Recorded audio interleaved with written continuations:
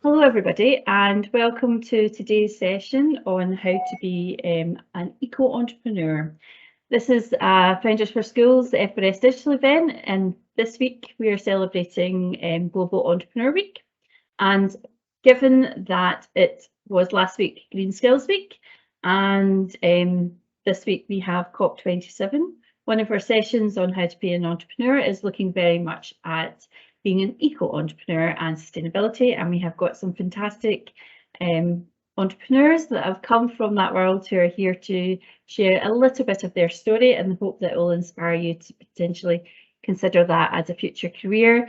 As you know, climate change is a real issue at the moment, but very much at Founders Schools, we think if there is a threat or an issue, there must be an opportunity, and the opportunity in this case is the thriving and growing green economy. And we've got some wonderful examples and very varied examples of businesses in this area. So without much ado, we're going to take it over to our speakers for today. Thank you very much for coming along. This session is being recorded. You won't be on video for the audience, but we do welcome any chat or questions. So please just pop that in the chat box if you've got any questions. So let's get to the speakers. Again, thank you very much for coming along. And we're going to start with Albie Baker-Smith, who comes from Route Zero. Albie, can you tell us a little bit about yourself and your company and how you became an eco-entrepreneur? Yeah, I'll share a couple of slides as well because you can see some of the product as well. So yeah, I'm Albie Baker-Smith. I'm a co-founder of Route Zero, and me and my co-founder build tech products to help organizations cut their travel emissions. So when we started this journey, we were shocked to discover that travel is the biggest source of emissions actually in the UK and Europe. And the businesses that we're working with, around 80% of their emissions come from travel. So it's quite a lot. And we build software tools for them to help estimate like where they could help cut emissions, basically. So is that like incentives, or could we help show staff what the lower carbon routes are? And we've been going for about a year right now, so it's pretty recent, but yeah, it's going well so far. So here's just a little screenshot. The website actually you can check out yourself, and this is just one bit of it, but you can put in where you're coming from, going to, and it will show you the greenest routes to get there, to help you make greener choices. So a little bit about my journey to get here. I studied computer science at university, but before that I started programming, I don't know, when I was like 14, just building like little projects and stuff, just working on my own things. And that helped teach me a lot of the skills that I'm still using today, like problem solving and stuff like that. After uni, I worked for about a year and a half building software for satellites, but I really felt like I wanted to put my skills towards helping the climate crisis. It's one of the biggest issues facing humanity today, and I think the more people you can get thinking about it, then the more chance we have of solving it. And so I left my job without actually knowing what I was going to do next. I worked for a bit of time working on different projects, trying to figure out what I could work on.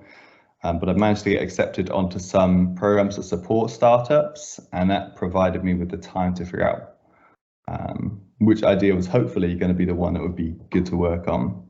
So I got a couple tips which go a little bit more into my background stuff as well, but hopefully is something that can help any of you if you're thinking of going on a startup journey as well. For me, one of the big ones was embracing failure and realizing that it's just a normal part of the startup journey, and realizing that was one of the things that inspired me to start Route Zero in the first place. So there was a great podcast I used to listen to called My First Million, and what I really liked about it was this in-depth look at the journeys that startup founders went on to eventually being successful. And in pretty much every case, it was this really long, windy journey. No one, did everything perfectly along the way, and they basically all failed at something, whether that was a startup or a project, or maybe they fell apart along the way. And so, yeah, failing is something that I've definitely done on the way as well. And just this example here on the slide, this is a product that my co-founder and I worked on before Route Zero. And it was about how you could plant trees on spare bits of land and then use an app to keep track of the growth. But it didn't get the kind of reaction that we wanted from customers. And so we decided to close down the company. But it kind of changed my mindset towards failure, and it has a negative association, but it's really just like a learning opportunity, and rephrasing it in that way helped me like throw myself into startups instead of being scared of them. Another one, it's like good to get out there and talk to people, and I'm definitely guilty of building projects by myself, like in my room, not talking to anyone, and then after I built them, trying to go out and get feedback. And not surprisingly, these didn't get that far. And I found it a lot better to talk to potential customers and also other communities of like-minded people who are also going on trying to build a startup as well. So maybe some things to check out in the future or now, depending on how old you are. But Carbon 13 was great for me. It's like a crash course in finding a co-founder, coming up with an idea, and then trying to get people on board and customers on board. And another one is the Young Innovators Award, has also been amazing. They provide you with a business mentor, a living allowance, a 5K grant, and then, yeah, just help you get it off the ground. And finally, learn to love learning. And during the early stages of startup, you're basically doing all the jobs. So my day to day is like, I'm trying to build a tech while talking to customers and brainstorming products, building pitch decks and all this kind of stuff. And it wasn't, this wasn't stuff that was taught at university or school. So we basically had to learn how to do all of it ourselves. So if you're also interested in learning about this kind of things, a couple of great resources out there. The Slide Bean YouTube channel, they break down different startups and they say, what could they have done better in this case and stuff like that. The Mum Test book is really great to learn how to get the most out of talking to people about your ideas. And the Lean Startup is also great about talking about how to validate your idea before you're spending 2 years building a product. So yeah, that was a super quick run through of me and yeah, some of the stuff I've been working on. Great, fantastic. And some very key points there that I've spoken to lots of entrepreneurs over the years, and the embracing failure is definitely a very important one, as is the love learning, because you'll learn a lot when you set up your own company. So that takes us then to Maddie Booth, who is the founder of Scrubby. What's Scrubby, Maddie? Tell us about that. Hi all, thanks for inviting me on today. First of all, I'm going to tell you a little bit about where my history of sustainability has come from and sure. why it's important to me. So I come from a family of farmers. We grew up in rural Norfolk, Cambridgeshire, on one of the flattest parts of land in the UK. I don't know if you've ever heard of it. It's called Fenland. Look it up. It's actually below sea level, some parts of it. So it is one of the most prone to flooding parts in the country, which growing up in that area definitely got you thinking about what the climate crisis was, how it was going to affect future life, etc. We actually ended up having to leave that area because of flooding, and so my childhood had that kind of wrapped around it, and that climate crisis as a big part of it. My mum is a forest school teacher, so she educates young students and young people around outdoor learning, the importance of nature and things like that. So that's sort of where my history came from. So that led me on a bit of a path to study global sustainable development at university. And whilst I was at university, I was sort of thinking about sustainability as such a huge topic. How in that do you find certain areas and certain niches to look at that really sparked my interest? And for me, what was the most important aspect when I was studying was waste. So I'm sure you're aware of how much waste we've got in the UK, whether it's from electronic waste, whether from food waste, etc. And that for me was a real big problem of how we manage it in the UK, how we can actually reduce it as a kind of global atmosphere as well. So for me, my first business I actually started wasn't Scrubby. My first business I started was Warwick Cup. And whilst I was at university, I started a cup sharing system to avoid the use of disposable cup use on campus. So when people go to get coffee, we had a sort of sharing culture around that, where we had those sort of keep cup style things.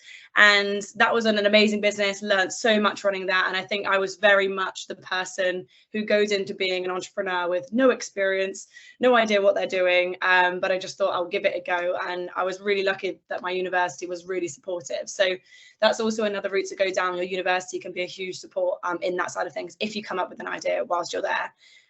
Leave it as I was kind of getting ready to leave university, I knew that actually I wasn't going to be able to carry this on because it needed someone on campus all the time to be able to manage that side of things. So handed over the business to some new directors, and then I was sort of back in the entrepreneurial mindset, thinking about what was next. I then was in Australia for a year, where I basically threw myself in the deep end of working all around ranches, vineyards, coffee shops, everything you could possibly do. And I basically realized then that my interest in waste was huge, and the circular economy side of things. And if you don't know what that means, it's thinking about how we can reuse things in a different way, in a really simple sense. So there I was working in a coffee shop, and I realized that every single day we were throwing around 50 kilograms of coffee. And that for me was a huge issue because I knew what effect that had when it went to landfill. It's a huge emitter of greenhouse gases. So for me, I wanted to kind of bring that back into the system and give it a new lease of life. So that's where I sort of got interested in how to actually repurpose things and how to actually make them create value basically from waste. And then I came up with the idea to turn them into skincare products because coffee has a huge antioxidant side of things, and it's really, really good for skin if you're breaking out and you've got spots and things like that. So that's the time when I started the business. In my final year of university, I was in lockdown. I had no idea what I was doing again. I threw myself into a very much kind of waste management side to a skincare company, which was a journey in itself. And now we're sort of 2 years on. The business is going really well. We're a team of 4, and I'm actually stepping back from the business a little bit to enable myself to go on to do even more things in the entrepreneur side of things. So I'm going to be now supporting other businesses and startups and growing that side. And towards the end of next year, well, at the moment we're already starting it, I'm actually writing a book around what does it mean to be an ecopreneur and that side of things. So hopefully I'll be able to share that with you when it's ready. But yeah, hopefully to give you a bit of insight to know that there's definitely not one journey, and you can continuously start kind of new ventures and give them all a go. Fantastic. And that is another thing I've learned from entrepreneurs. Often it's almost like a infection that you get. Once you've started doing it, you keep on doing it over and over again. You're never sorted. You never stay still. Now it's something quite different. We're going to Duncan now, who is the co-founder and CEO of Reset Connect. What is Reset Connect, Duncan? Yeah, it's a little bit different actually, my story to kind of Albie and Maddie's story. I've sort of run events for about 20 years, but I kind of almost got into it by accident. And I think when I was at, school or college, I didn't have a clue what I wanted to do. And the thing I really did like doing is I kind of like organising parties. That was something that I definitely liked doing. Whether that was kind of younger organising, having friends around and stuff like that. And then as I got into university, we started to organise DJ parties and things like that. So again, I didn't really know what I wanted to do. I went to university. I did media studies and psychology, again, because I didn't really know what I wanted to do. And then when I left university, I managed to get a job working on an event which was video games. So it was all kind of PlayStation and Nintendo, and it was effectively those companies launching their products. So every year I'd get to play video games 18 months before they hit the streets. I got to fly around the world. I went to, video game shows in San Francisco, Los Angeles. I'd go to, Sega's offices, and I'd play a version of Sonic or whatever it was 18 months before it hit the streets, or I'd play Grand Theft Auto, a year and a half before it came out, and they just had one level they just finished. And, I'd go to these events, and the events were huge. We used to do them at a venue that doesn't even exist anymore called Earl's Court, and we'd get, I don't know, nearly 100,000 people to come to these events. They're absolutely huge. So that's you know, I basically got into events and I kind of fell into it, and I didn't really know what I wanted to do. I just kind of followed something that I like doing, and actually that's kind of similar to what Albie and Maddie have done. You know, they've followed something that they're kind of passionate about, and I was passionate about events. I then when I did all right in events, kind of worked up, and I ended up running quite a big company we were based in the US, in New York, and we had about 200 events, 2,500 staff globally at the start of the pandemic. So quite a big company, quite a lot of events. Mainly our events were actually in energy, and we kind of managed this whole thing called the energy transition, which was about kind of moving away from fossil fuels and moving to renewables. So I was organising these big events all over the world. The pandemic came, and obviously those events kind of stopped. And, you know, I've sort of, you know, I've seen, I scuba dive as well, which is, you know, like diving coral reefs and stuff like that. And I think, having seen over the last 20 years what's happened to those coral reefs, I mean, they just don't look like what they looked like 20 years ago. They really don't. And then if you just look at the amount of litter on beaches, I mean, if anyone's like, everyone's probably got Netflix. If you go and watch things like Seaspiracy, and I imagine if you're on this call, you've probably watched things like that anyway. And you just look, you know, and it's not just fishing. It's kind of every single bit of society is kind of we're just destroying the planet. So I kind of thought, you know, the pandemic came, we stopped doing events, and I had like, you know, a bit of time to think about what it was that I wanted to do. And rather than working for those, you know, big energy companies and trying to run an event for them, I thought I'd actually just start in a good place and actually set up a big event in the UK for sustainability.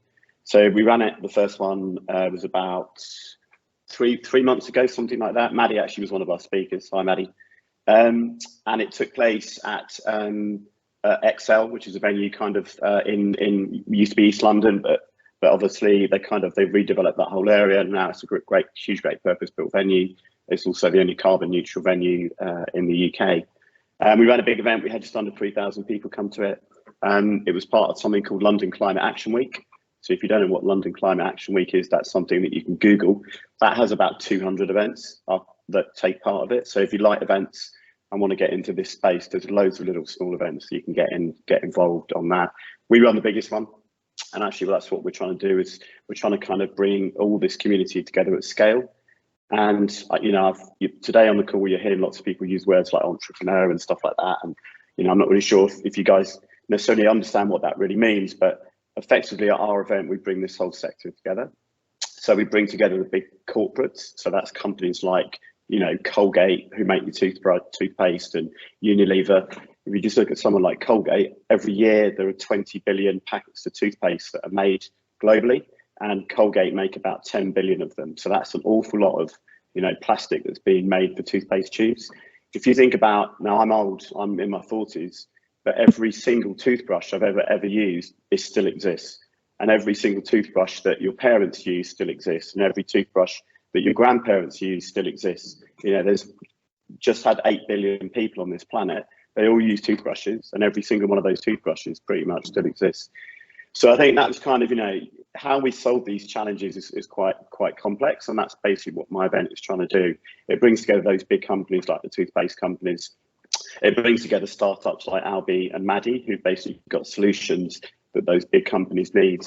And then the third bit it brings is the investor community. So that's everyone. If you think about, you know, all the banks, those banks currently lend people money to, you know, for overdrafts and loans and mortgages, and, you know, all those people who have that money come to our event as well, and they work out, do I invest in Albie's, you know, Route Zero company, or do I invest in Maddie's companies, or one of the other startups that kind of Maddie works with? And that's really what the event is about. If you want to come, we do have an age limit, unfortunately, but it will be taking place every June. So once you get to 16, feel free to come along. We also do work experience during the summer as well. So if anyone's interested in that, you can drop me a note. It's Duncan@reset-connect.com, and the website's www.reset-connect.com as well. So yeah, I didn't know what I wanted to do. You know, I got into events. That was quite a lot of fun. There's definitely events you can run in the good place. So, you know, good luck with the rest of this call. Great. And we were at the Reset, or some of our staff were at the Reset Connect event, and thought it was absolutely fantastic. So it was good to hear. It was a good event. Yeah. So again, I mean, it is a very diverse area when you talk about things like the green economy and sustainability. So it takes us to Katrina, who has a completely different story. Yeah, thanks, Alison. Hi guys, my name's Nad, and I am founder of. Sorry, I said Katrina, but you're fine, Ned. On you go, Nad. Oh no, no, that's okay. On you go. Shall I go ahead? Oh, sorry, Yes, I thought I heard my name. Sorry, guys. Yeah, sorry. My name's Nad, and I'm founder of a agency called Are You Mad, which stands for Are You Making a Difference? And I kind of fell into the world of advertising from a young age because I asked my careers advisor, what job can I do wearing a hat? And he went, go do advertising. So I've kind of been in the world of advertising and been part of a system where I've been kind of built to sell things to people they might not necessarily need. So I've been doing that for 20 years. And then me and my business partner realized that actually there's probably a better way of doing things with culture and compassion at the heart of it. And I mean, you've all seen the news, you kind of know the score. We're in a bit of a pickle with the waste situation. So we kind of realized that, oh, okay, what can we do? So I'm going to try and share my screen real quick just to kind of show you what projects that we've been working on recently. Hopefully everyone can see my screen.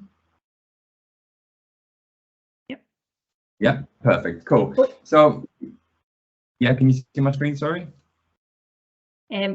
We can, yes. I see you've got quite a few slides, so maybe if you could just pick a few of the best. Oh, it'll be very quick. I want to breeze through it. So you look, so we knew that we had a problem with too much stuff, and what we were thought is, why don't we make, you know, the stuff that the waste that a shop generates, is there a way from it stopping to going from landfill and never leaving the high street it's bought from? So what we did was we drove to Vienna, we bought 3 machines, and we got an empty shop in Carnaby Street.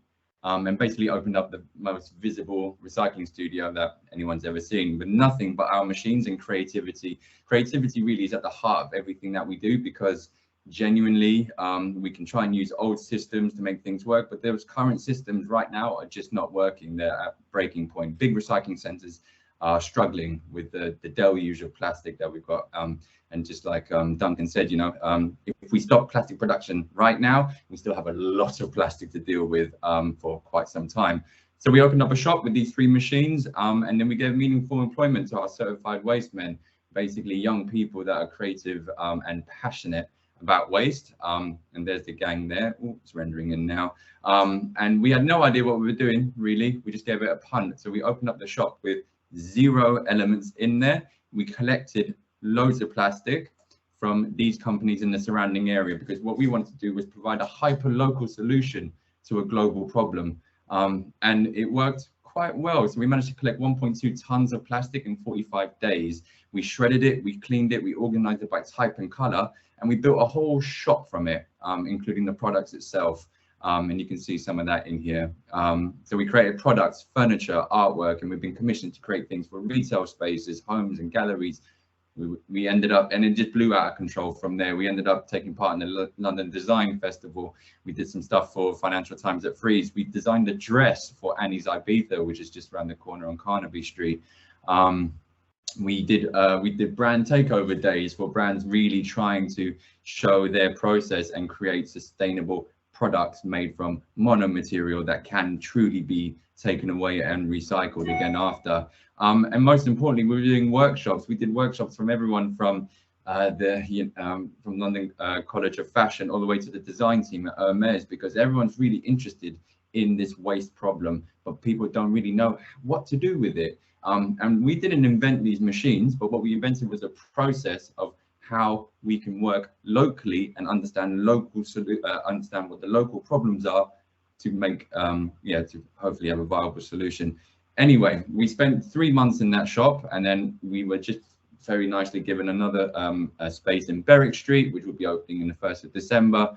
And in that time in between, we've been doing basically a roadshow.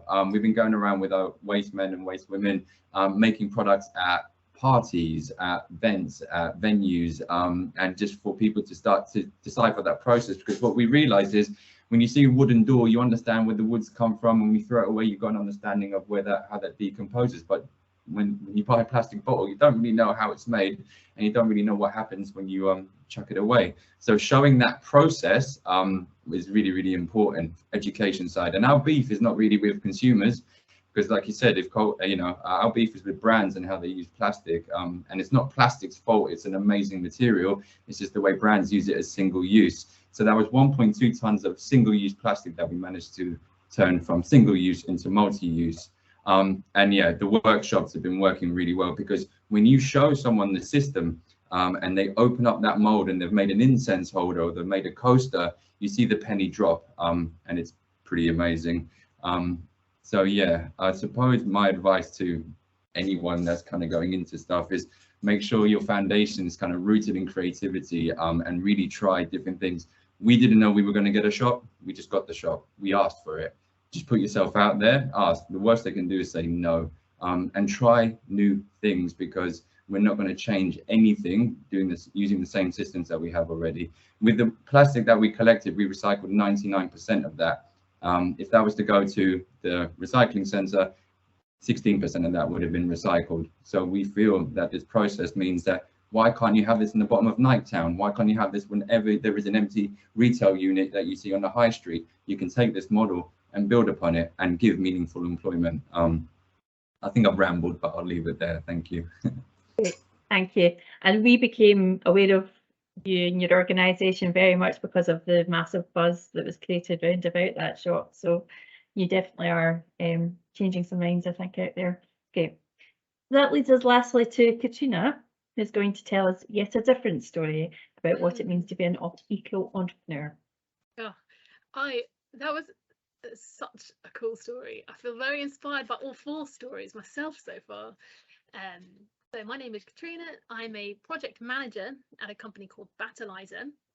So I think it's also good that I'm representing that you can also be an entrepreneur and join a startups without founding them yourself, because I am incredibly risk averse. That's one of my strengths that I bring to companies, is helping us identify all these different risks, but does mean I would never be brave enough to start something myself. But you can also get involved, not as a founder. So I start at school. So I did, I was always really good at maths and science. So I did maths and physics and chemistry at A level. And I, again, hadn't, like much of the people here, didn't know what I wanted to do. So, but I thought engineering seemed like a good way of applying science and maths to the real world, because that's what I was always really most interested in, was kind of solving real world problems. So that's what I did. I went and studied engineering at university, and then afterwards, no idea what I wanted to do. So I did something else, business consulting, and I was rubbish at that. And then I was like, well, what I really want to do is something, again, related to the engineering side of things, and I want to do it making a difference. So I jumped in with a with a big pay cut and a very risky employment contract to my first startup that was clean tech, so hardware to solve climate change problems. So we were looking at solar powered desalination. That's where you turn seawater into drinking water, and that has 2 main problems with it. One is that it's incredibly energy, it has a high carbon footprint. It uses a lot of energy to turn that seawater into drinking water, to take all the salt out. But in many places in the world, it's the only viable way of making clean drinking water. And the second problem is that the waste product, again on the subject of waste, is also often has a lot of chemicals in it and is very salty. So the startup I was working for was looking to tackle both of these problems. So that was really fun, and I learned a lot. And then about a year ago, I joined another clean tech startup. I think, Alison, you're right that even if you're not a founder, once you get a taste of it, you can't give it up. And so my company I work at now is also an early stage technology company. This one was different, as the idea came out of the University of Delft in the Netherlands, and that's where I live and work now.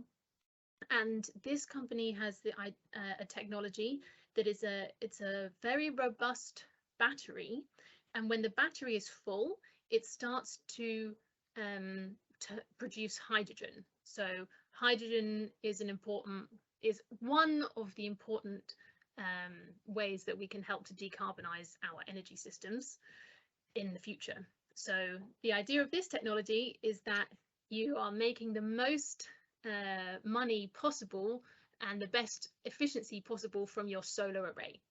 So when it's a super sunny day, you're to give all the power that you can to the electricity grid, but in lots of places the grid which feeds electricity to your homes gets congested. So often on a super sunny day where you have a lot of solar panels, you can't actually feed more electricity into the grid. So what you need is electricity storage. So that's what we have, is the battery. So you charge the battery, but often batteries are very expensive and you only want to build them for the average day. You don't want to design them for the sunniest day, because then you'll waste money, because most of the time you won't use that capacity. But say you've got the sunniest day of the year, you fill your battery and the battery is full, but you still have more electricity available from your solar array or your wind farm. You can't store it in the battery, you can't give it to the grid. So what our technology does is that you can keep feeding the electricity into the battery, but it produces hydrogen, which you can then store and use for other purposes. So in that way, and then when it's nighttime, the grid is available and you can discharge the electricity stored in your battery into the grid. Thereby, you have electricity the whole day round, and you've used all the energy available from your renewable assets. So it's really exciting technology. Again, early stages. It's pretty hard to bring something like this to market, but it's a lot of fun. Great. Now, unfortunately, we have run out of time, so we don't have questions, but I actually think between all of you, you have given some very clear messages for the young people listening. If you're sitting there and you're passionate about sustainability, if you like to do things differently, you don't always like to stick with the status quo and how other people tell you things should do. And if you're up for a challenge and you don't mind, or you're willing to put yourself out there, then maybe you're one of the future eco-entrepreneurs like these people here. It would be fantastic. And if you are, there are lots of places you can go to help for. I'll be mentioning some with the UK Research and Innovation. There's also places like Prince's Trust, Innovate UK, your universities, your colleges. There are lots of support out there if this is something you think might be for you in the future. If it's more the sustainability thing you are interested in, we are actually working on an initiative with WWF and Villiers Park Educational Trust that's looking at sustainable futures and the careers that are available to people. You've heard some great examples here that are very, very different, and they're just a small fraction of some of the many, many jobs that will be available in the future green economy. We will be sending out information to all the teachers and students about that. So maybe in your future, you'll be working in the green economy. Let's hope so, because we definitely have big challenges to solve. So thank you very much for staying for a little bit longer. Thank you to all our speakers. That was fantastic. I love hearing your stories. It's always such a great inspiration to find out where people came from and where they end up, and some of the things that you're working on is really, really quite impressive. Hopefully they will have the impact that we really need in the world. So thank you once again for coming along, and to everybody else, thank you for taking the time to watch with us. We will be sharing this session and recording with you afterwards as well, so you can come back and listen to any of the different stories. Thank you. Goodbye, everybody. Thanks. Bye.